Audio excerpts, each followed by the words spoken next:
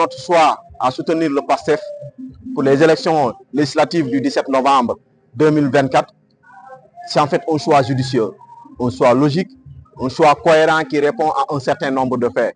Quand le PASTEF était dans des moments difficiles, des moments de trouble, des moments où ses sympathisants, militants même ont été emprisonnés, chassés, poursuivis jusqu'au fin fond du Sénégal, nous étions là pour dire à l'État du Sénégal qu'un régime doit respecter l'état de droit et que nous étions dans un état de droit. Malheureusement, nous avions affaire à un régime qui était à la limite un régime de dictature où le président de la République se croyait tout permis. Et nous avons soutenu le PASTEF dans ces moments difficiles. Nous avons combattu pour que tout le monde, tous les détenus politiques sortent de prison et hument l'air de la liberté. Nous avons tout fait pour que le PASTEF accède au pouvoir parce que nous avons cru à ce changement-là, tant chanté. Il était temps pour que le Sénégal de connaître un changement et un changement dans les profondeurs.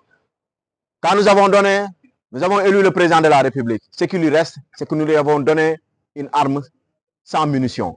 Les munitions ne sauraient être que d'avoir une majorité confortable au soir du 17 novembre 2024. Et nous sommes là pour vous signaler que cette majorité ne sera pas une majorité mécanique, une majorité composée de robots programmés, non, comme ce fut dans l'ancien régime.